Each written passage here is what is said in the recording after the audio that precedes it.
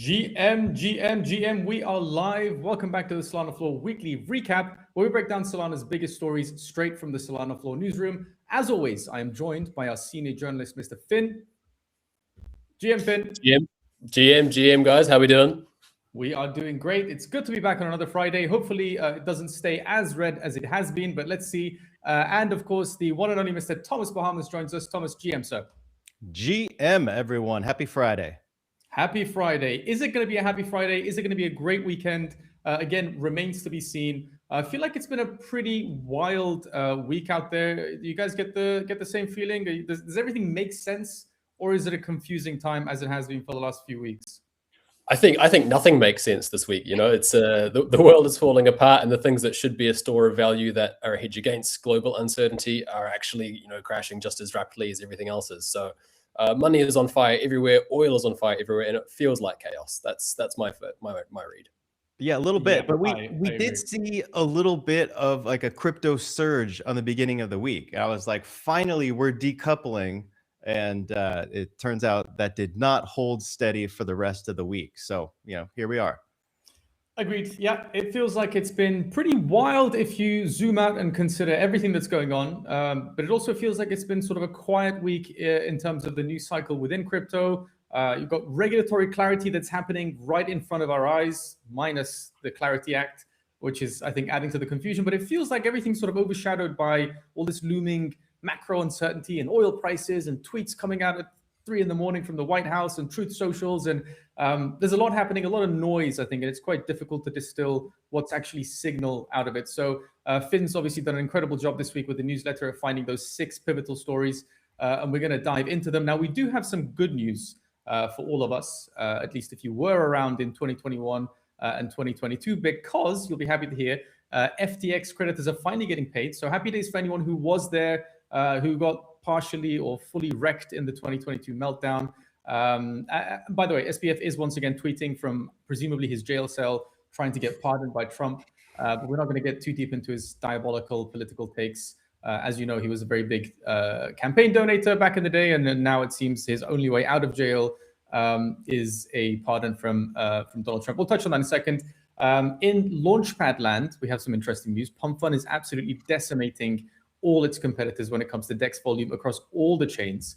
And of course, the Trump Memecoin, this is quite interesting. I guess doing what it does best, pumping 50% on some bullish news, because Trump holders, or at least the biggest ones, were invited to a quote-unquote exclusive event at Mar-a-Lago, sort of a luncheon, if you will. The word superstar was thrown out there, classic Trump.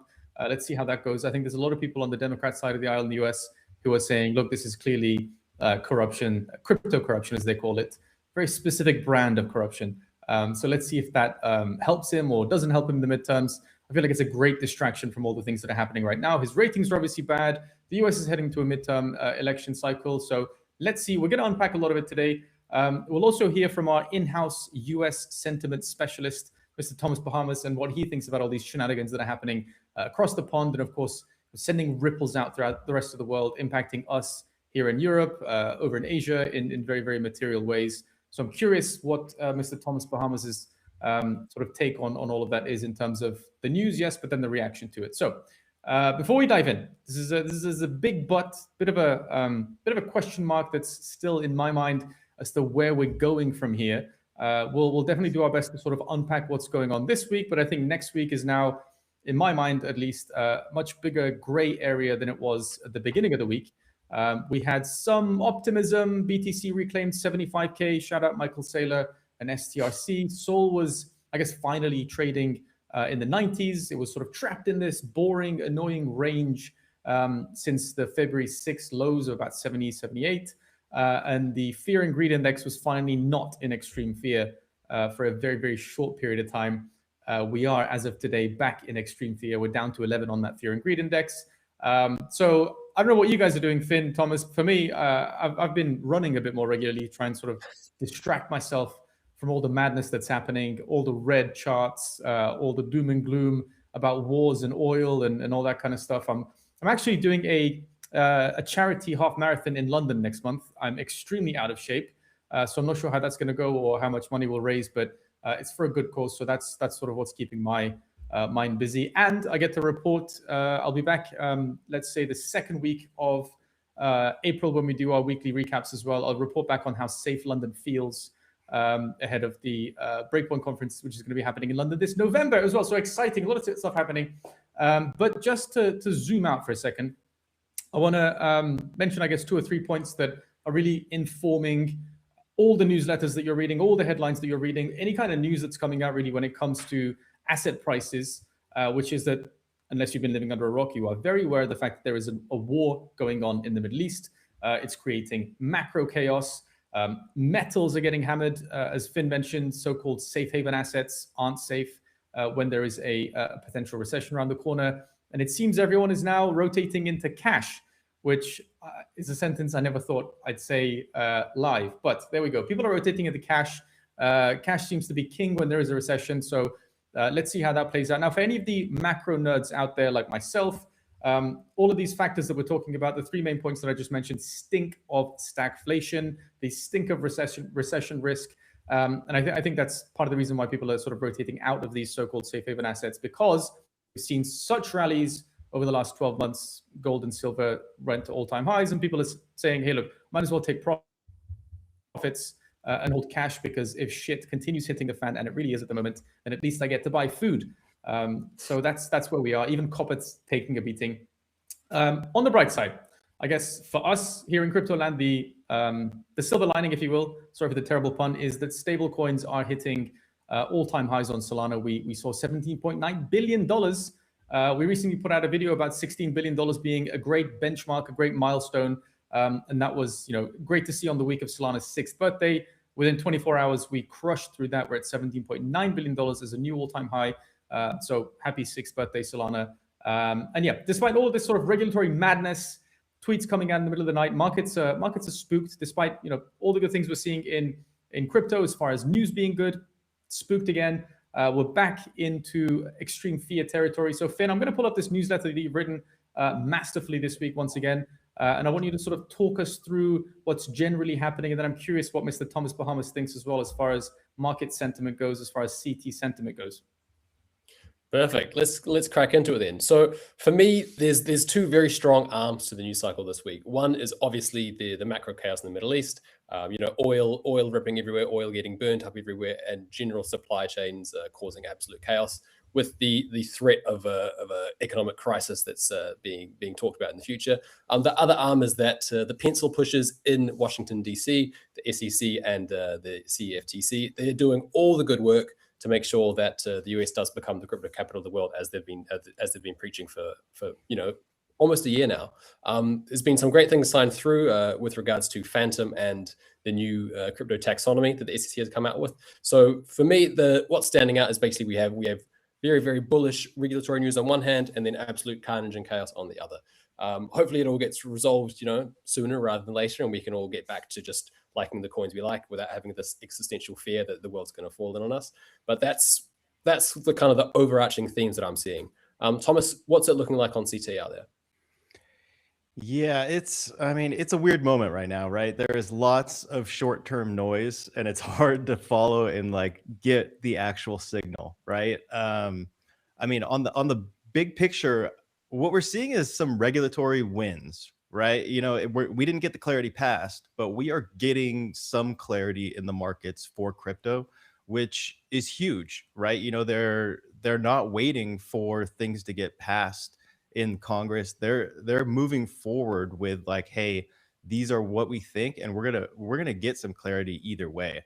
So I'm pretty excited about that. We finally have clarity on whether SOL is a commodity or a security, and it's a commodity, right? So I'm pretty excited about that. The SEC isn't trying to destroy our industry anymore, right? Go back a year and a half, and that's where we were at. I think macro in general is very hard to, calculate or really understand what's going on. Everyone thinks that they're a macro trader, and I've been listening to tons of crypto podcasts where everybody is now a macro trader, and it's so hard to get things right. There is a ton of uncertainty out there. Everybody talks about how certain they are that something's going to happen, and nobody really knows, right? Look at oil. We were talking about oil before, everybody in the world is talking about how oil is going to 150, it's going to 200, and it's not, right? I mean, it is high and it has been going up a ton, right? We do have the Hormuz Strait that's closed. So there is a lot of like chaos going on right now, and it's like I don't know how to properly trade any of this as like a crypto trader, right? So I'm not in the oil trades. You know, it looks like gold and silver are kind of getting crushed right now, which isn't great. You know, it definitely seems like there is a little bit more of like flight to safety, like you were talking about. A lot of people are moving to stablecoins. $17.9 billion in stablecoins is massive. And I mean, you can look at that a bunch of different ways, but one of the ways is it's pretty bullish for the US dollar, right? You know, we saw the US dollar last year get crushed by like over 10%. So I would imagine that we'll see that, you know, hold some strength. And I don't know, you know, I don't want to get too much into the war, but you know, if things do find a resolution, I think that would be incredibly bullish for our coins. Will that happen soon? We'll see. You know, it's a tough one out there. What do you think, Jack? Fingers crossed. Fingers crossed. It's worth pointing out at this point, if any of our audience members, listeners are affected by what's going on in the Middle East, then you know, wishing you all the best. And we do all genuinely hope that that conflict ends as quickly as possible. I've got some family living over there, and they're all very much stressed at the moment, understandably. So yeah, thoughts are with you, and I hope it ends as quickly as possible. Now, you mentioned something interesting there, Thomas. You said, I'm not sure how to translate all of this macro energy, all these so-called experts that have emerged into, I guess, a trading decision, right? So my gut feeling is, I've been doing a little bit of astrology for men, as Finn calls it, right? Reading some charts, trying to do my best to do some mental gymnastics as to, you know, deciding which way markets are going to go, as if anyone knows. But my take on it at the moment is, because of the level of uncertainty that we're seeing, and I suspect we have another leg down in the very short term, and then we're probably going to grind back up slowly to reclaim that $75,000 BTC level. You know, Sol probably retouches $90, but I suspect that the leg down is going to be very rapid, and then it'll be a slow grind up back to these levels. And then maybe in April we see even lower lows getting printed. Definitely not financial advice, by the way.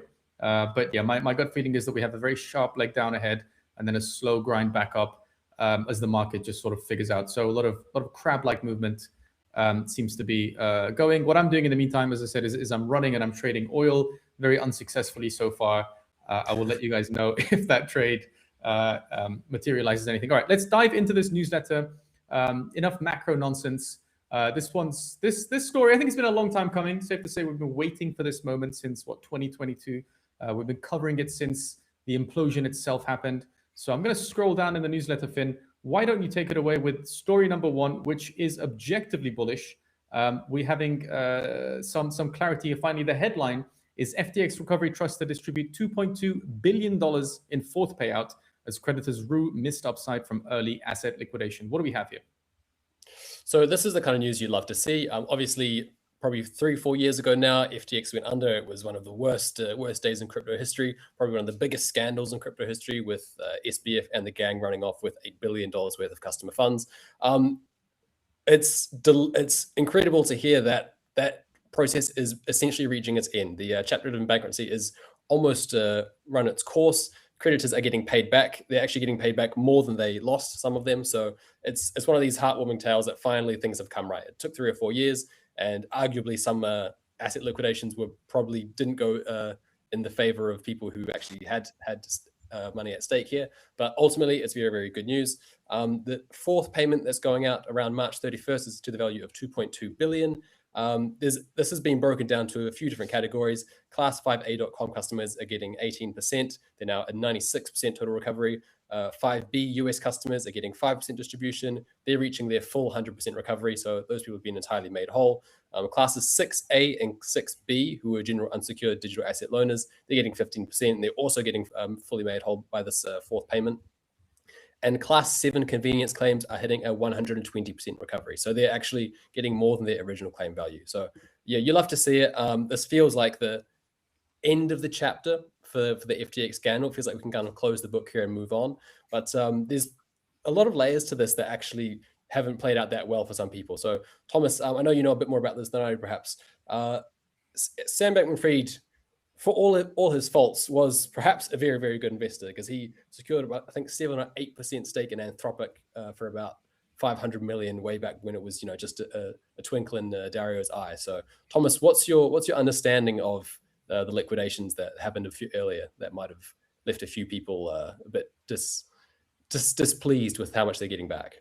Yeah, and the secret ingredient to his early investments was crime. Those were customer funds that he was gambling with on super early stage companies, right? And some amphetamines sprinkled in there as well, I think. Yeah. And I mean, all of this is reminding me of how bad of a name that FTX gave the Bahamas, right? I mean, I tried to get rid of this name forever, but it's too good. But yeah, I mean, to get into this a little bit more, I mean, FTX, I'm glad that everyone's getting paid back. I know that, what did I think I had like 16 SOL on FTX when they went down, and I was able to get it back, but I still get all these emails from them because I think they gave you, like, they had this thing where if you made a trade on there, they'd give you like, I don't know, 1 coin that was worth nothing. So I still had like a little bit on there, didn't even look into it, but people getting paid back is great, right? There's nothing wrong with that. I know that, like, one of the biggest winners of this is the law firm that actually held this. They kind of took over the entire FTX company and made billions themselves. But I mean, any recovery of this is really good for crypto, right? I think that people need to be held accountable. People need to get their money back when something like this happens. And I mean, if you look at the missed upside angle of a lot of these customers, like, Sol was towards the bottom when this happened, right? So I don't know when exactly everything was liquidated, but I mean, I think if Sol was under $20 or so. So I mean, if you look at that today, Solana is almost $90. So you're missing out on 4.5x from there. I mean, at the highs when Sol was 295, that was over a 10x, right? So if you look at it that way, that is kind of rough. Would all those people have held that whole time? I don't know. But it's, yeah, I mean, I don't know. I don't like seeing all the FTX stuff. It just brings up bad memories. I know they're like trying to put out like a new documentary on it. SBF. That's an interesting one, right? Yeah. So I found this really interesting reading the article earlier, actually. On the one side, you've got, all this missed upside, assuming somebody had managed to time the top and sell it. You mentioned it's almost a 10x. I mean, that would have been, I guess, great. And it's a shame that people weren't allowed to make that decision for themselves. But then it's sort of balanced out by how much of an incredible investor SBF was, right? Sprinkled with crime and Adderall and, I guess, a nice little concoction of amphetamines, as we were saying. But these numbers are striking. $500 million would have now been worth billions, right? It was sold apart at 1.3 billion, would have been worth more than 30 billion today. You've got some other ones mentioned here. Robinhood, famously grown massively despite some turbulence around 2021 on the GameStop saga. That would be worth 5.7 billion today. So, say what you want about the guy. He made some pretty good investment decisions. But going back to that documentary you mentioned, I am fascinated by this. Very curious to see how the characters are going to get depicted. Pretty good cast, I have to say. They've been cast very, very well here. Having, I guess, lived through it, having reported on it, the three of us probably have some very biased opinions of what it was like being then, sort of in the mix of it. I think we're pretty biased as far as how people would have perceived it as well, being, reading the articles and the videos that we put out. But I'm even more curious now to see how people are going to think of this Netflix. I wonder if it's sort of historical revisionism, or if it's just going to be as factual and plain as possible. I'm really curious to see how the Bahamas polycule is going to be depicted. The level of, inappropriate scenes, I'm quite curious to see how they do that. I wonder if they're going to pretend to be on Adderall half of the time. And really, really curious to see how this plays out. What do you guys think? Is it going to be beneficial for Sam Bankman-Fried's struggle to get a pardon from President Trump, or is it going to really be the sort of final nail in the coffin that says, like, no, this guy is objectively a fraud, criminal, and we probably should not give him a pardon? Any thoughts on that? Yeah, I want to know who's bankrolling this personally, because it looks as though, they're trying to dress them up again as, very young, brilliant minds, handsome people. They're misunderstood. They're altruists. They're trying to do a good thing for the world. Like I feel like this is part of some kind of big PR push from the SBF estate to try and rectify his image, to try and make him look like the good guy. I'm very curious to see if this is actually going to be a completely, like you say, it's history revised. They're going to try and retell the story, make them look like the misunderstood good guys. I can't see this ending that well. And as someone who, obviously has been involved in Solana for a long time, I'm hoping that this film gets kind of trash, in the sense that if they try and do that, the people come out and say, hang on, you can't rewrite history. $8 billion was stolen from depositors, and that needs to be addressed. You can't just brush over that with a glitzy new film and try and right these wrongs. I would imagine that they definitely are. Because there was a book that came out that basically did that exactly. And like, I wouldn't be surprised if somehow SBF got some funding in for this, right? Is it Netflix that's doing it? Yep. Yeah, of course they're yeah. That's the way that Netflix works, right? They're gonna glorify him, turn him out to be like a hero genius that really needs to get out of jail because he didn't do anything wrong, right? But all of us that were here, we know what happened, right? Yeah, really curious to see. I guess, okay, so one redeeming potential scenario here is that they make them look like the good guys in the first half of the series or the film or whatever it might be. And then there's sort of the point where the crime gets uncovered, and then they make them really, really look like the bad guys that they are once the sort of court proceedings take place. And I'm curious to see if there are any hearings that get reenacted and all that kind of stuff. But it would be a massive shame if people walk away from this thinking, wow, such misunderstood geniuses, and we should let them out and let them sort of run it back. So fingers crossed. I guess at a very high level, Tom, you understand the US far better than we do as far as public opinion, as far as sentiment, and how much it can influence the executive branch. Do you get a sense that, regardless of his tweets and his trash political takes, do you get a sense that it is a possibility that SBF gets pardoned in any sort of conceivable scenario, or at least for the time being, do you think, no, probably out of the question? No way. 0% chance. I think that Trump's I think he's got too many crypto people around him now, right? Like I don't think that that's even in the realm of possibility. No matter how many tweets or no matter how, no matter what SBF thinks, like I don't think he's going to get back into the good graces of like the Republican Party or Trump at this point. Fingers crossed. All right, before we get too carried away, reliving our past traumas, I want to scroll over to story number 2 here. This is quite an interesting one. Very happy for us. We mentioned it's Solana's 6th birthday, so great to see all these milestones happening around the same time. The headline here is Solana stablecoin supply hits all-time high as experts predict macroeconomic crisis. We can't say enough about how much of a crisis, on the cusp of a crisis moment we seem to be in right now as far as expert opinions go. But good to see some resilience as far as on-chain stablecoin issuance goes. Reminder here that we do have about 301, I think, billion of stablecoins issued across all chains. So less than 20 billion of that is on Solana right now. Massive, massive opportunity for growth. But yeah, this is about the sort of flight to safety that we're seeing, not just on chain, but in the real world as well, right? We mentioned people are selling their safe haven assets. People are selling gold and silver and copper to buy fiat to sort of hedge against the possibility of stagflation, which would then, I guess, with a very high probability lead to a recession. Nobody wants to see that, but people are hedging against it. So clear signals of what's actually happening in markets being translated into the on-chain world. Finn, we mentioned earlier, $17.9 billion worth of fiat-pegged assets now living on chain on Solana. Great to see this, particularly as oil's trading above $100. Metals are crashing, everyone's panicking. So what's going on here? Why should we care about stablecoins on Solana? Okay, so what I love about this is that the DeFi world is very accurately reflecting the TradFi world. So this divide between the two arms of modern finance is getting smaller and smaller.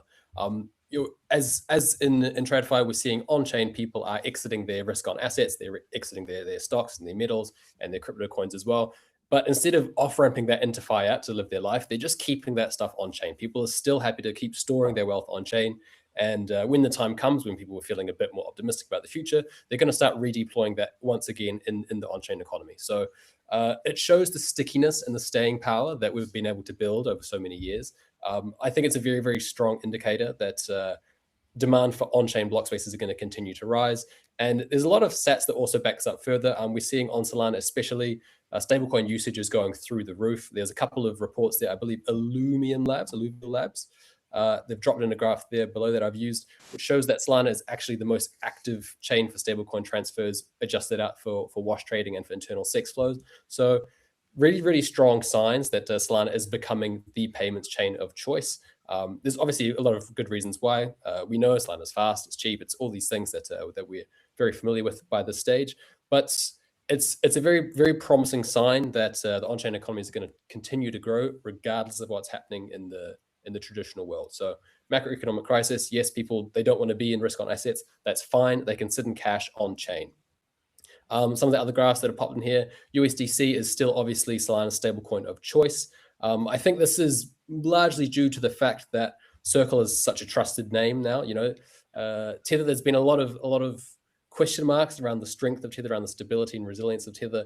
Circle has done everything right in that respect. They've been very above board the whole time, and they've basically become the de facto stablecoin of Solana in that respect. Very, very exciting stablecoins, very bullish on stablecoins. Thomas, what's your take here? Obviously, people are rotating into cash across the board, TradFi, DeFi alike, and macro assets are suffering. Do you think this is a continuing trend, or do you think we're going to drop back into risk on assets very, very, very shortly? I mean, the short answer is I don't really know. I know eventually we'll get back to risk assets. When, I'm not really sure. I mean, it just shows like how big stable coins are, right? It's like top of mind of people. Banks are all integrating them. They're acquiring big companies that are running them. So, I mean, there is a lot that's happening here. And it does kind of feel like it's the peak, fear and uncertainty. Nobody knows what's going to happen. Everyone's kind of waiting for the next tweet. To see what actually happens. It's crazy that that's, how things are going, but it is. It's interesting that we're seeing gold, dump alongside risk assets. I feel like the movements in metals has been like pretty wild in general. So maybe it's coming down a little bit. I don't know how far. Crypto has kind of been holding its own. We saw stocks kind of take a dive beginning of this week, and crypto kind of shot up a little bit. So, I'm cautiously optimistic about crypto here. And I mean, a lot of the on-chain data is pointing to people swapping into stablecoins, right? And, what ultimately is the store of value right now is dollars, right? People are moving away from gold, which I mean, is the ultimate store of value, but they're moving to dollars. So they're seeing that as the flight to safety for that. And I mean, at this point, Solana is benefiting because it's the best rails for moving stable coins. And the stablecoin and payments is a big thing right now. We're seeing, we just saw Tempo launch the other day. We're seeing chains just for stablecoins, just for payments. And it's like Solana is built out an entire ecosystem. And one part of that is very, very good for payments and stablecoins. So I think that's why we're seeing the supply, inflate to 17.9 billion. And then on top of that, like one thing, I don't want to say this ahead of time if this is going to come up later, but we also need to talk about the velocity of those stable coins, right? In February, we had an all-time high of volume for stable coins with $650 billion in volume, I believe is what it was. Yep. So to see, it's kind of typical of how Solana works, right? Like Solana in general has like lower TVL than Ethereum, but the velocity of all the coins is way higher. So we're seeing that with stable coins. So, if that's what we're seeing now, it seems like that's only going to grow, and people are using these stable coins a lot. They're not just holding and sitting on them too. So I think that's bullish. What do you think, Finn? Yeah, just super quickly. Sorry, you mentioned a stat there, Thomas, about $650 billion in February alone. That is twice the previous record as well. So not only are we looking at huge astronomical numbers, we're also looking at growth, accelerating growth as well. And I just wanted to point that out. Sorry, Finn, continue. No, yeah, I just wanted to kind of touch on what you were mentioning earlier about the ongoing crisis and trying to predict the downstream effects of that. So if people are saying that oil's going up, so the price of energy gets really high, the price of food production gets really high, does this trigger a recession across the world? Does this trigger a global economic crisis that really hits the average person extremely hard?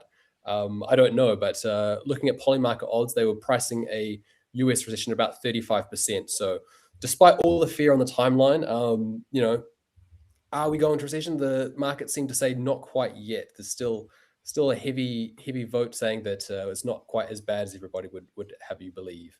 Jack, what do you think? Well, so it's interesting. We've got this highlighted here. As far as recession goes, it's really about our state actors and state level actors and stakeholders that are impacting sort of unilateral policy decisions and war decisions. Are they going to turn around and say, hey, look, actually, we've done as much damage as we can handle right now. And if the price of oil goes up, we're sort of shooting ourselves in the foot here as well. Again, terrible pun, war is not funny. But we're seeing a discrepancy between the price of oil in places like Singapore and Rotterdam. Barrel prices are fluctuating. Somebody made a report not too long ago that it was up to $220 a barrel on one side of the world, filling up these oil tankers, and $150 in other parts of the world. So massive mispricing going on there. And I think the on-chain markets are also massively mispriced based on the same analysis. So I think it's a matter of how quickly that price discrepancy zeroes out. If across the board, including people at the pump in the US, right, this is always, you'll see American anchors saying, oh, people are paying $5 at the pump, $10 at the pump, whatever it is. If that number is genuinely reflective of the crude oil price, the Western Texas Instruments pricing as well, and that discrepancy basically comes down to zero, then we are inches away from a global recession because as one of the pieces of analysis that I saw go, you're going to have a lot of Central Asian countries that default on their debts, and that European banks that hold this debt would then go into sort of a crisis mode, and it would create a massive knock-on effect. Scott Galloway was talking about this, and he said in the worst case scenario, the nuclear scenario where the US, Israel, and Iran all want to escalate this conflict, the Strait of Hormuz stays closed for another couple of months, the barrel price of oil stays around 150, then we're looking at a potential $10 trillion meltdown. He called it a wipeout. So that's really like the worst case scenario. I don't think we're going to get to that point because I think enough pressure will be exerted on these state level actors and the sort of lobbyists, if you will, that are impacting this unilateral decision to go and bomb these oil fields, that they'll probably turn around and say, hey, look, it's actually at this point in no one's benefit. That's what we're hoping for. Touch wood, that the loss of life is minimized as well. But there's a very bad scenario and there's a slightly less bad scenario, which is that we sort of managed to inject enough liquidity, free up enough of the strategic oil reserves in the next sort of couple of weeks to not allow the price of oil to stay at or around $150 for too long, and that's what we're hoping for at the moment. Again, the silver lining here is that regardless of the likelihood of a US recession, people haven't said, I'm going to take all of my funds off chain. Right? The same way people are running to get fiat, people are sort of trusting the underlying technology enough to keep their funds on chain in the form of stablecoins, and I think that's net positive. And assuming we get the Clarity Act passed sooner than later, then I think we're going to see that level of stablecoins on Solana, which is now 17.9 billion, as we just said, probably skyrocket closer to 25, 30 billion, much faster than we can imagine. And if we think, longer time horizon, the so-called experts and analysts out there, the TARDFIs, as we like to call them, have speculated that the total on-chain stablecoin amount is probably going to reach the trillions in the next 5 to 10 years. And if that does happen, we're looking at 10x, 20x growth in Solana stablecoins as well. So fingers crossed all of that happens, and fingers crossed we don't go into global recession like 2008, because that, of course, would be a catastrophe. What do we have next? Any sort of, are you seeing anything online, anything on CT that would, I guess, nullify my analysis? Are you seeing anything that says, no, we're definitely going to go into a crisis? Or is anyone saying there's absolutely no way in hell that we're going to go into a meltdown, anything like that? Or is everyone, in your experience, still sort of in the middle of we could go either way? Yeah, okay, so I have a scenario here, and then I don't want to push like US power on everybody here, but the percentage of the recession is pretty high, right? And it's all based on like high oil prices. High oil equals recession, right? Yeah. But another part of that is like the energy independence is like crucial infrastructure, where it seems to me like the US is better positioned for that than the rest of the world, or than a lot of like bigger countries, bigger everyone, right? So I think that the US being positioned better than that, a lot of the crypto and the data revolves around the US. So, I'm wondering, will the US do better, and will crypto actually outperform because of that? I don't know. That was an angle that came to my mind. I didn't really think it too deep. So That's an interesting angle. I mean, you guys did go and basically claim all of Venezuela's oil, right? Which was quite a surprise. But factoring that in, you guys do have a lot more control on the price of oil than you did before that military operation. So it remains to be seen. I'm curious about the logic behind the direct sort of causal relationship between US control over oil prices and whether or not that necessarily impacts the US's ability to sort of project itself as the crypto capital of the world, which would then have a price impact on crypto. I'm curious to see how that plays out. Finn, what are your takes on US dominance as us Europores struggle to even sort of reach consensus on European policy? The Americans seem to be moving with a lot of decisive action all over the world. Yeah, I subscribe almost to the Ray Dalio approach in that the US's strength and US's influence over global markets is in steady decline, and this is just pushing that envelope even further. So obviously the US is still a superpower. I think that this conflict is actually proving that there are challenges to that existing world order, and this may not be the piece of straw that breaks the camel's back, but I think we're getting closer to a shift in global power from that. What I think is remarkable is that while we're in the midst of this global crisis, crypto is actually holding up remarkably well. Like if you compare this to something like, let's say, COVID in 2020, when crypto got absolutely destroyed over a matter of days as the world went into lockdown, Bitcoin is moving in tune with all your favorite large-scale ETFs. It's moving, pretty similarly to most of the world's largest assets. And in the past, we would have gotten absolutely wrecked by this. So it tells me that buyers are turning up. Crypto is an asset class that people very much want exposure to. And we're kind of having a much softer landing than something like silver, which was down, I think, 20% in one day earlier. So encouraging signs for the industry amidst all this. Certainly is. And this next tweet that I'm about to bring up on screen is by Matt Hogan, who has been saying something very, very similar for a long, long time, which is that A, the industry is matured, B, the participants are, as a result of their size, holding much larger amounts and likely to sort of weather these short-term volatility storms as well. It is the Matt Hogan. And that brings us to story number 3 in Finn's newsletter. Headline here: CFTC grants Phantom historic no-action relief on broker registration rules. This is great. I think the headline, obviously very, very positive and bullish and optimistic, but if you go a few levels deeper, then you realize how big the opportunity created by this headline really is. And again, Matt Hogan to our rescue words it quite succinctly. Wallets are undervalued by the market, full stop, enormous potential, full stop. Finn, why is this a massive unlock? I think when people see no action relief on broker registration, maybe it doesn't quite drill home how significant it is. So explain it to us, please. Yeah, so this, admittedly, it is a very wordy title. There is a lot of jargon in there. You see no action relief on broker registration for the first time. You don't know what that means. So look, this is fantastic for Phantom. It's fantastic for any application that is similar to Phantom, in the sense that this sets a precedent for crypto apps and self-custodial wallets that they are not going to face huge legal hurdles if they want to start integrating with regulated exchanges. So full credit to Phantom for being really proactive. Instead of taking the move fast and break something approach that is very, very common in crypto, they were very collaborative with the CFTC, from what I understand. And the end result here is that Phantom can build products that allow its users all over the world to engage and connect with registered exchanges.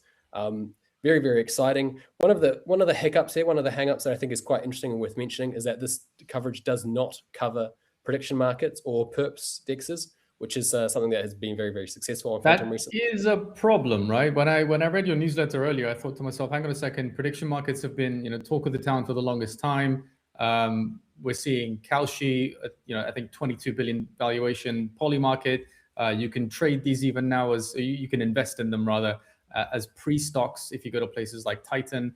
But yeah, the fact that prediction markets aren't included in this, to me, seems like a bit of a red flag.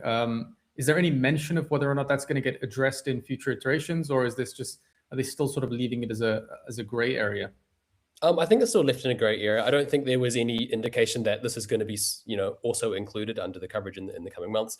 But I think it's what we have right now is a step in the right direction. We've been talking for years about getting TradFi on chain and getting capital flows on chain. This is actually going the other way. So in this respect, we're taking the average crypto native user and we're giving them access to a much wider range of markets. So I think that's tremendously exciting for Phantom users. And it sets a precedent, like I said, for other people to start doing the same thing.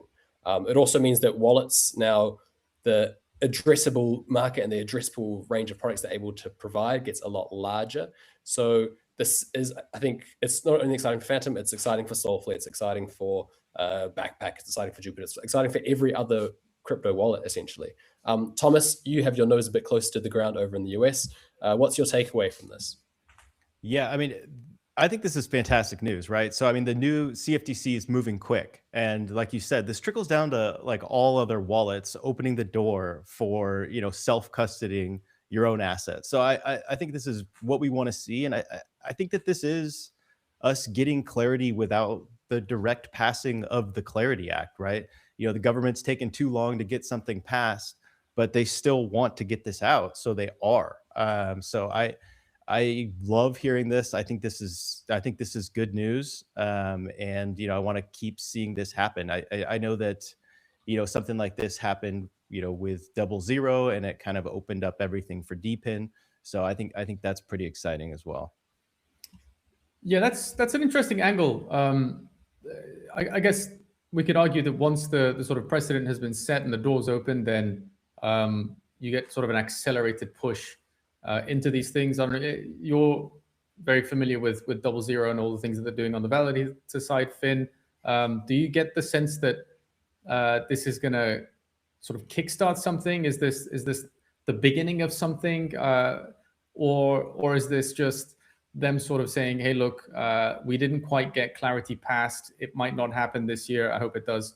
But here's something to sort of hold on to in the short term." So you keep voting for the powers that be. Or is that maybe a bit too cynical?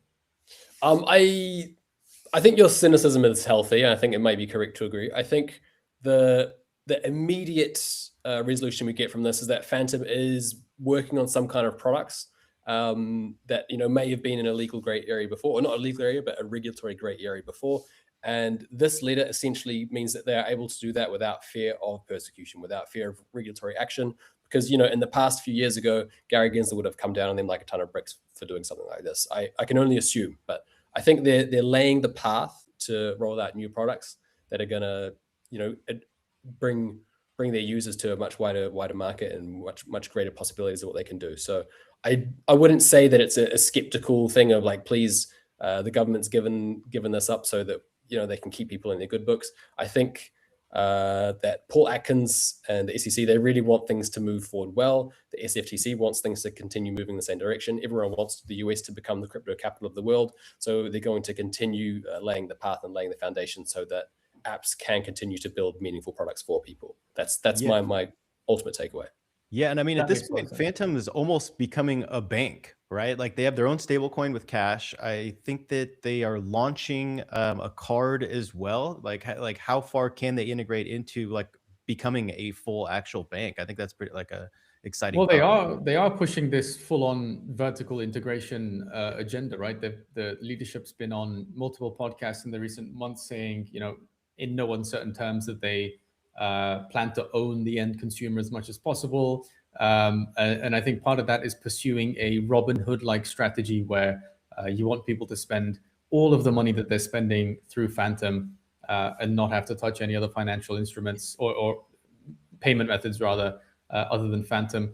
It's a good idea. I wonder to what extent it's going to work. They are a very dominant player in the Solana wallet scene. Last time I checked, which was about 6 months ago, I want to say 65 to 70% dominance for Phantom. So curious if those numbers have changed, but definitely Phantom is a name to look out for. They are making moves. In the interest of time, we do have to move on to story number 4, which is it's funny. Seeing this always makes me laugh, but it always makes me concerned at the same time. And I'm curious if you guys also feel this way. I feel like, okay, well, it's great that we're in the headlines, but it's also terrible that we're leading into midterms, and people that don't want to see Trump in power any longer can definitely use this as ammo. It's great distraction.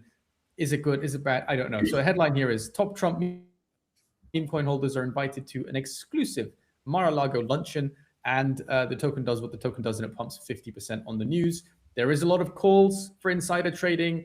Arkham Intelligence have pointed out rightly that one trader is up $2.5 million in 10 hours. Some tokens were transferred to this wallet from supposedly, someone within the Trump cabal, if you will. It stinks, but it's funny. Finn, what's your take on this? What's going on, man?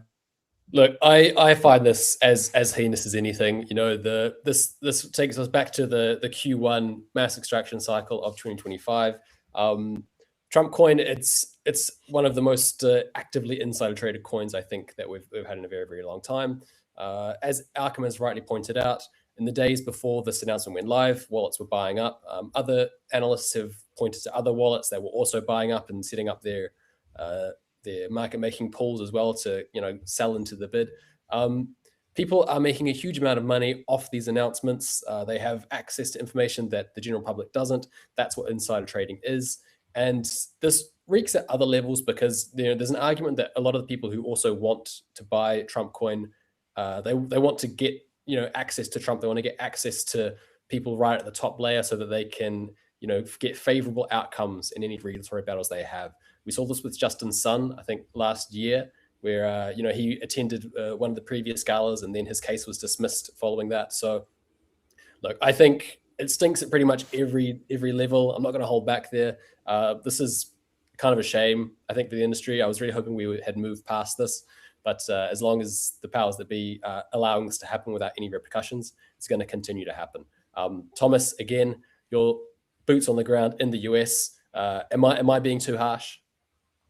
No, I mean, I had big hopes for this coin. Like, there was a ton of promise when it first came out. Like, I missed the initial buy, so I didn't make millions on it. But after, I was like, all right, like he could actually potentially take this in a really cool way, like give access to the president. You host a dinner. If you hold some of the coin, you get to go to it. It's like, that is fantastic utility for a meme coin.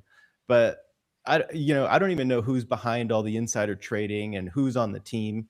It's like he could have been the best meme coin dev ever. But I mean, with the way that all this is played out, like, I don't see it going well. Like what happens when he's not in like the actual office anymore, when his term ends, it's not going to be looked upon favorably, right? Unless he continues on and, keeps doing galas for people. I don't know, but I think it's just a bad look, right? I think he will, assuming he doesn't get impeached or jailed. I think they will continue doing this. The fact that they used the word superstar in the announcement alone makes me think that they're trying to, hey, look, gala luncheon with President Trump and 18 other superstars. I mean, okay, yeah. For me, like the absence of names mean they don't know who these people are going to be yet, right? If you had superstars, you would say who the superstars are. You're filling space, and it's going to end up being like Greg from accounts and Barron and some other Trump cabal members. Like this, I just don't see this ending well. And I'm sure if we check the token emission schedule, we're going to see a big unlock of tokens going out around this time as well, just to give some cushioning to these tokens that are coming out. I'm very skeptical of the whole affair. And yeah, I don't see a good outcome here really for the industry, honestly. I don't think so either. But just going back to what Thomas was saying, I think even after his presidency, they will continue using this playbook, whether it's for, you mentioned Barron there, or maybe for Melania, or it's basically a pay-to-play scheme where you can pay to get access to them. And it's not just $1 for access at this point. It's $1, and I'm also going to make 10 cents on the transaction. And I'm also going to make 5 cents as a liquidity provider. So it's financial schemes. You could call it corruption. There's also political schemes. You could call that corruption. It's not a great look. I think it's done a lot of damage to the industry. You also make 2 million on the insider trading as well, right? Right. Yeah. Alleged insider trading. Don't want to get done by Trump's legal team, but yes, it's not a great look. It's not great optics. And I just hope I hope the amount of damage that this does to the crypto industry has already maxed out, and we don't end up dealing with the repercussions of this for years to come, because that would be a continued nightmare. Okay, we are once again moving on to our next story. This is, I guess, in line with all the regulatory developments that we're seeing. More of a net positive. Hard to see any downside to this. The SEC declares Sol a digital commodity under new crypto asset taxonomy. We love to see it. Brian Ruddick, who we've spoken to on SolanaFloor before, has a banger tweet here as well. Do go check out his account. He regularly puts out some interesting threads.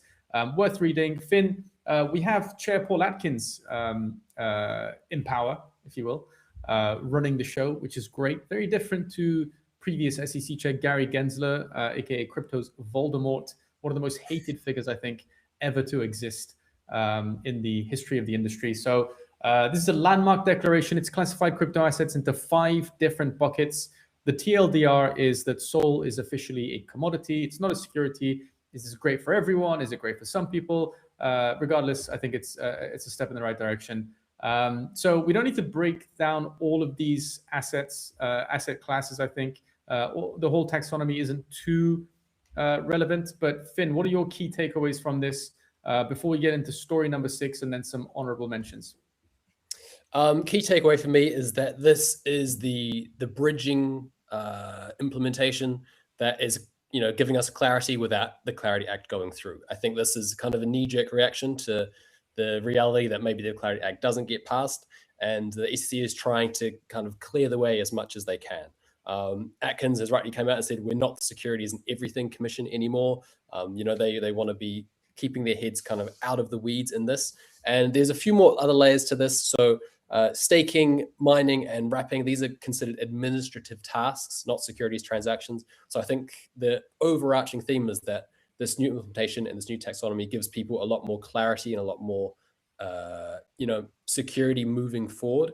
And they have a better understanding of how exactly these assets are classified in the US. So it's not the golden ticket. It's not the Clarity Act that people have been waiting for, but I think it's still a step in the right direction.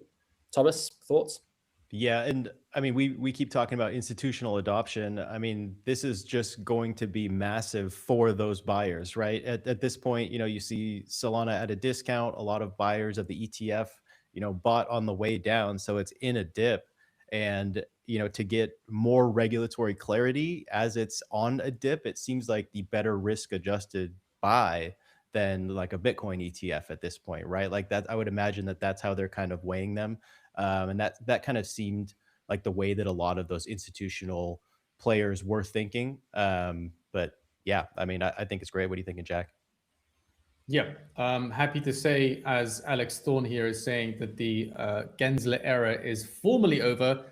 He's obviously been gone for a long time, and that was celebrated, but it's good to sort of cement it, if you will. I'm happy about this. A lot of enthusiasm. I think it's great for the builders, great for innovators, as this statement here from the CFTC chairman, Michael Seelig, points out. People can actually go and do things again without being concerned about debanked rather, without being concerned about going to jail for working on financial innovations. I think this is good. He's called it the new frontier of finance.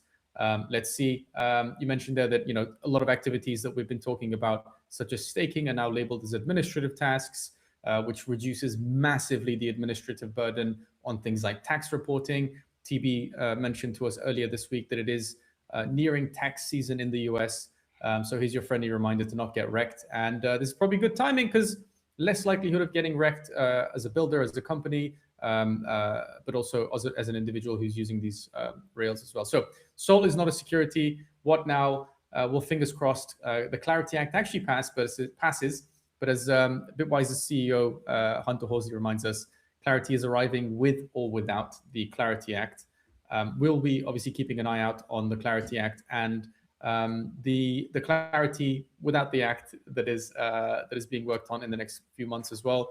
Final story, last but certainly not least, before we get to some spicy honorable mentions. This is a good one if you are interested in it. It's a frustrating one if you've been sort of sidelined and you're following it, and 6 months ago you were angry about Pump.fun being an extractive mechanism that was taking $700 million out of the Solana ecosystem. So it's a polarizing story that keeps coming back week in, week out. And I have a feeling we're going to be talking about Pump.fun for the foreseeable future. The headline is Pump.fun surges to #1 in 24-hour DEX volume as buybacks offset 30% of Pump circulating supply. Again, if you're waiting for an airdrop, that's great. If you're holding a token, that's even better. Finn, what do we think here? Impressive stats. The fact that Pump is ahead of Uniswap, ahead of PancakeSwap, Radium, Humidify, I think is very, very impressive. On the one hand, I keep being impressed by what Pump.fun is doing. And on the other hand, I feel like the further they delay gratification for holders and airdrop expecting people, the bigger the disappointment is going to be. Which way are we going with Pump.fun? Look, I don't have an answer for you as far as airdrops go. The overarching theme of the story is that Pump.fun as an entire platform is doing huge amounts of volume. I looked into this a bit deeper. Some of the analysts at Blockworks, they contend that a lot of this is wash trading volume. They have reasons for thinking so. So there's actually a good thread on that you can go check out on that link there if that interests you. So the takeaway for me is that even if Pump.fun is, even if a lot of the data reported on Pump.fun includes wash trading volume, and that's why it's able to be larger than Uniswap and PancakeSwap here. Even by Blockworks' own metrics, Pump.fun is still the second largest DEX on Solana by itself, trailing BiSonFi, I believe, at the moment on the weekly volume. So despite the huge amount of proposed wash trading, Pump.fun is still one of the largest DEXs on Solana. Incredible work from them. The kicker here is that they've now bought 30% of their circulating supply using platform revenue, and despite that, Pump as a token continues to decline.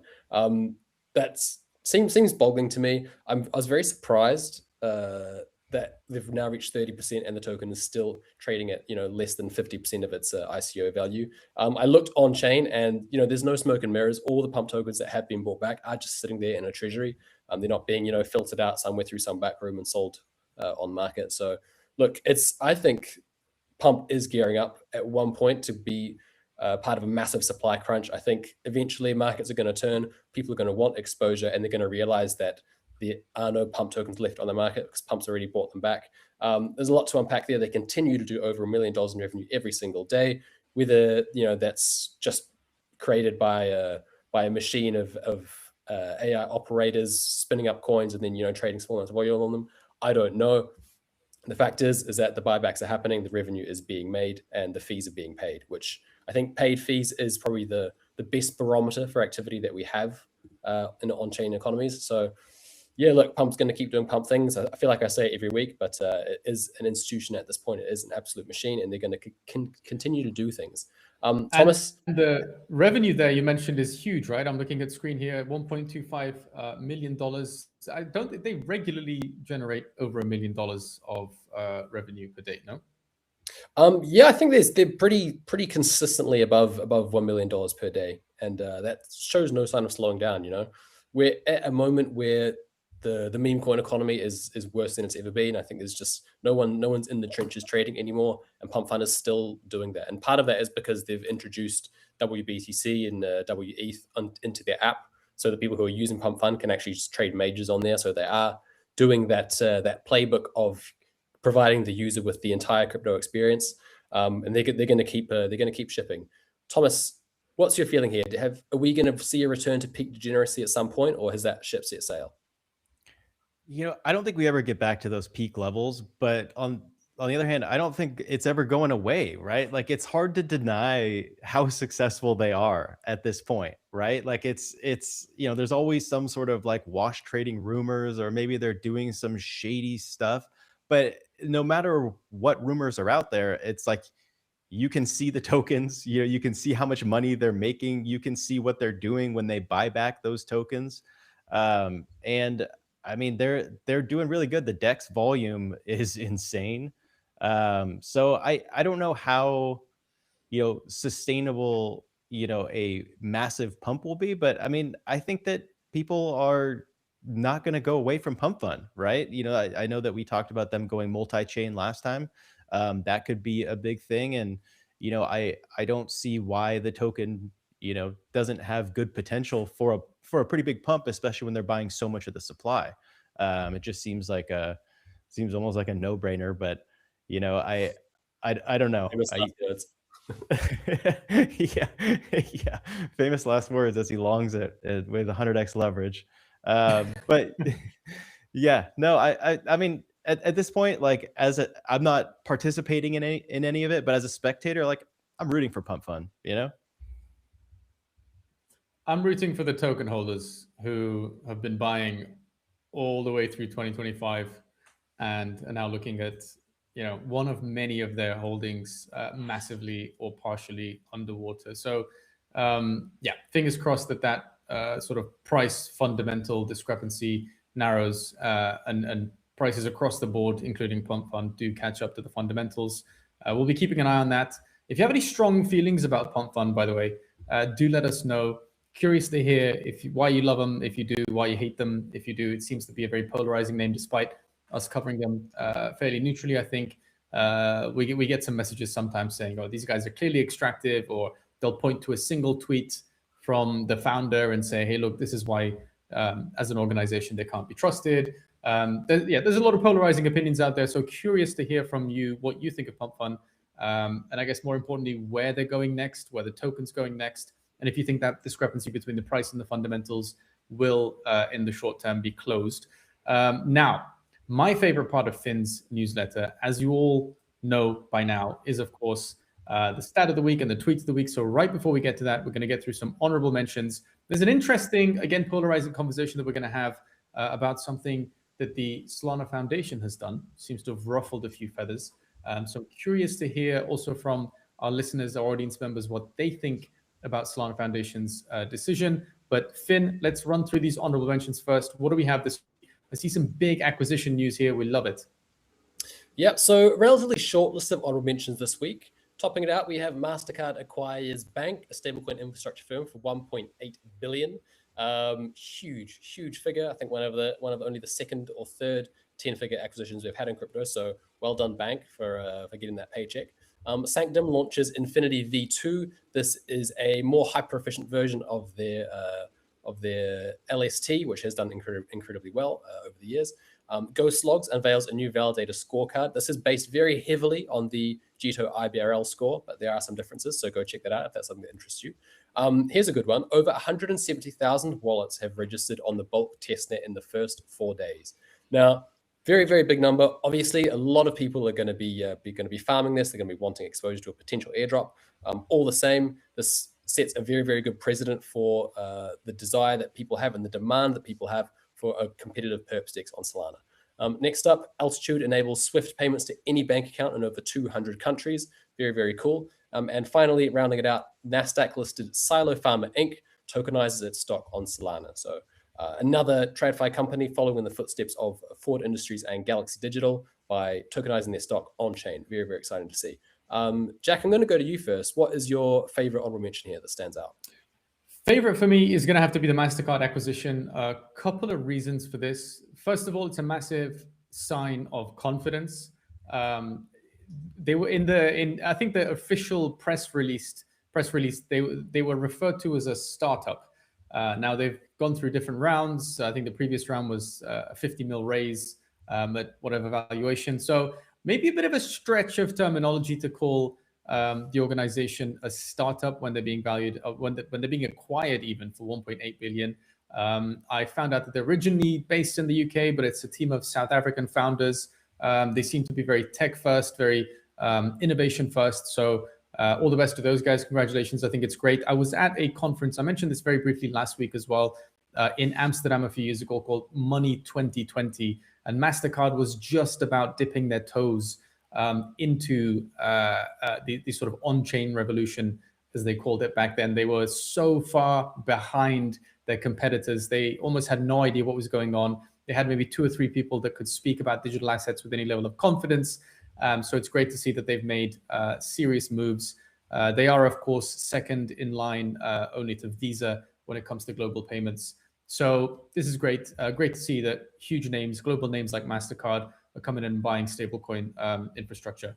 TB, what's your favorite? All right. So my favorite is Altitude. So I'm a huge fan of squads. They're OGs. They've got the best multi-sig out there. And I think they're going to crush it with this. So, you know, I think that in order for stable coins to really thrive, you need security. And I think because they nailed multi-sig so well, that they're going to kind of take over the banking world with this product. So I don't know. I'm excited to see where that goes. Absolutely. Now, scrolling down, we have some interesting conversations that we need to have. Before we get to the state of Solana in a tweet, Finn, maybe you can talk us through the stat of the week. This one's quite interesting. Yes, so stat of the week.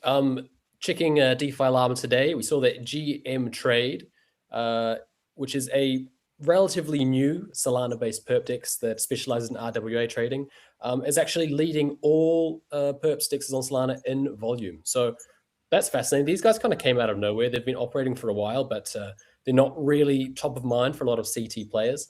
Open interest is still lower than what you'd see on something like Drift, but I think this is a knee-jerk reaction from Solana traders to the fact that all perps trading is happening on Hyperliquid at the moment. RWA trading of, like we've said before, gold, of oil, of stocks, it's all happening over on Hyperliquid through HIP3. I think this is a reaction to that, and Solana needs more perps DEXs. We need more, maybe not more, but we need more competitive perps DEXs. So good to see GM Trade riding up there. Good to see, as mentioned in the honorable mentions, Bolt Trade finally getting closer and closer to mainnet launch. And we also have Phoenix Trade arriving there as well to be competitive. So I'm very excited to see perps flourish on Solana. I think it's been long overdue. The chain that we've been calling the NASDAQ of blockchain needs to have good perps DEXs. And yeah, we're slowly getting there and looking forward to what happens next from that. We are. Just very, very quickly, I noticed something that I know we've had a conversation about internally before, but the Pacifica logo, does that look familiar or incredibly familiar? To anyone who's been following SolanaFloor for a long time, you might be thinking, hang on a second, that's almost exactly the same as the SolanaFloor logo. I can assure you that is not by design, but definitely both beautiful logos. So shout out to Pacifica's designer as well. Whoever came up with that logo, genius, give that man a raise. Okay, state of Solana tweet. We mentioned earlier that it's Solana's 6th birthday, amazing milestones. These numbers, I think, are incredibly impressive, particularly when you put things into context.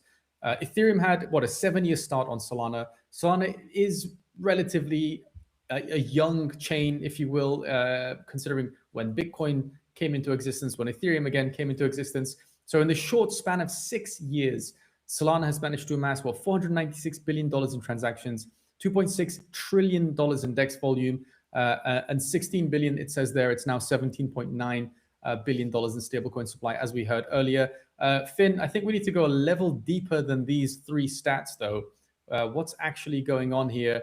I have a feeling Cloak Dev's tweet is going to sort of bring some new realities to light. Talk me through it. Yeah, so here we see very, very evidently the duality of man, or the duality of the crypto bro. So on one hand, 6th birthday for Solana, very exciting. Obviously, the network has achieved incredible things over the past 6 years.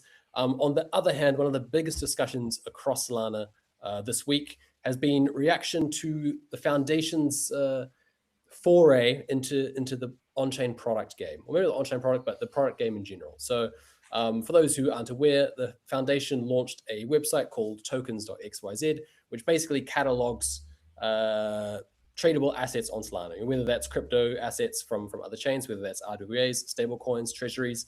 Basically, the idea is that for people who want to trade things, this site will direct them to those assets on chain and where they can trade them. It's coupled with a news account on Twitter, which tweets out headlines and then provides a link directly to that asset. For a lot of people, this has been seen as the foundation stepping on the toes of the ecosystem's builders. If the foundation is building products, you're setting a precedent that it's very difficult to compete against someone like the foundation because they have such incredible resources, they have such incredible distribution. So the argument is that the foundation is now competing directly with the ecosystem. Now, I'm not 1000% convinced that I subscribe to that view. I think the product in itself is relatively harmless, let's say, in quotes. But yeah, a lot of people had a lot of things to say. So Cloak Dev came out and said the foundation will ship direct competitors against their own ecosystem, leveraging their distribution, rather than working with the ecosystem to highlight the apps via their distribution. So two sides of the fence here. Thomas, where do you sit on this one? Yeah, so I've been reading. There's a lot of spicy takes out there. And to be honest, like at first I looked at this and I was like, what are these guys doing? Are they coming to compete with us and every other team that are building in this space? But then I kind of took a step back and was thinking more about, what their role is, what's the current landscape. And, I mean, you can build anything right now as a hobby, right? The dev tools and AIs will get you pretty close to it. And, if they want to see something out there and they're not seeing it, like, why can't they just build it, right? They obviously, they can't be as objective or open as, an independent team would be because they are the Solana Foundation. But, why shouldn't they build the products that they want to see, instead of sitting on the sidelines and trying to help like nudge people in the way that they want through tweets or grants?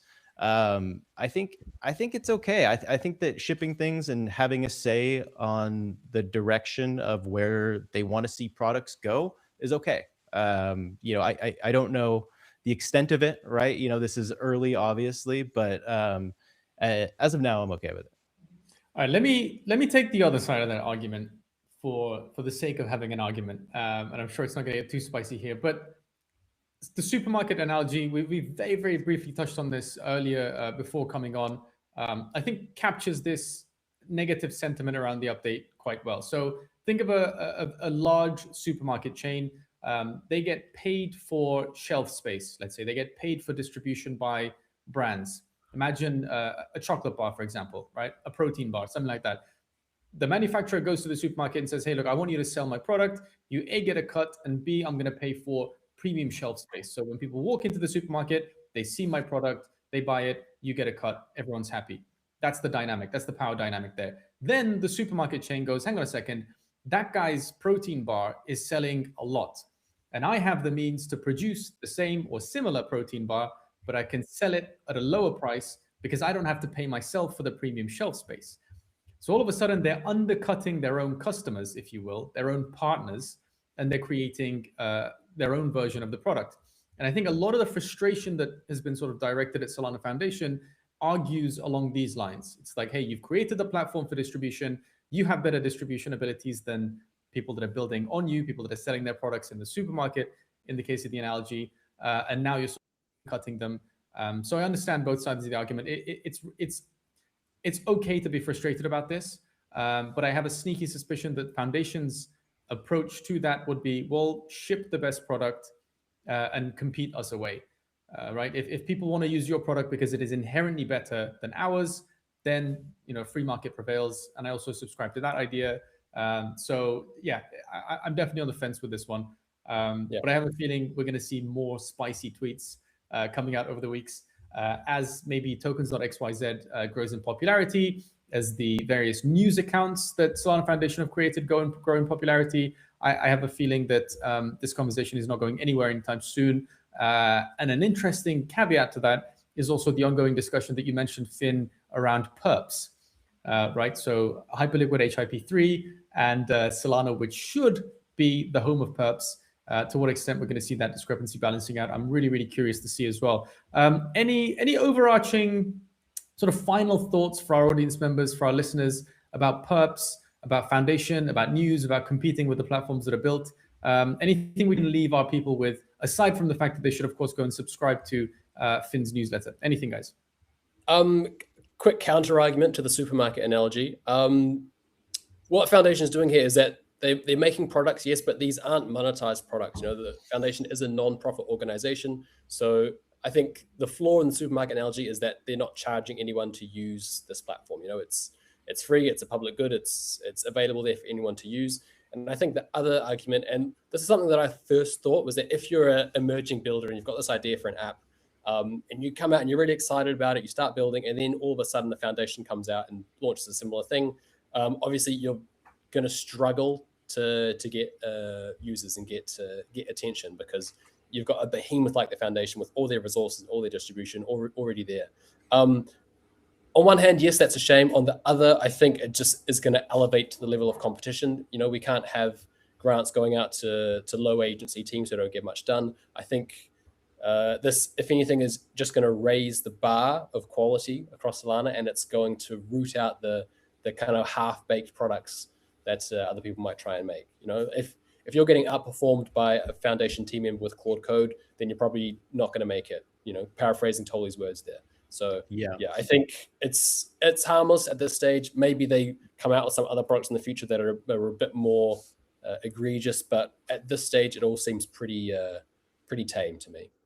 Yeah, and ultimately, I mean, I believe the competition brings out the best in all of us, right? And I think the winners from this will ultimately be the Solana community, right? You know, we'll get better products to use. Regarding perps, I think that's a tough battle. You know, I think we make headway. Not sure which platform does, but I know that there's a lot of great competitors out there, so we'll see, right? Absolutely. As Tolly would probably say, 3 ship emojis, right? Ship, make the best product, and I'm sure you're going to win. I'm sure you're going to outkeep it. Now, ladies and gentlemen, that is all we have time for this week. We will, of course, be back next week, same time on Friday, for another weekly news recap. And soon, very, very soon, we are going to be continuing with The Big Picture, our weekly show at the intersection of macro, of crypto, of politics, of policy, and all the things that are shaping the world outside of our very narrow field of vision. So do make sure you have notifications turned on. Do go to SolanaFloor.com and subscribe to Finn's newsletter. It is spicy. It is delicious. You will learn a lot, I promise you. And with that, Thomas, Finn, GN, thank you so much once again for sharing your thoughts and information with us. And I will see you guys next week.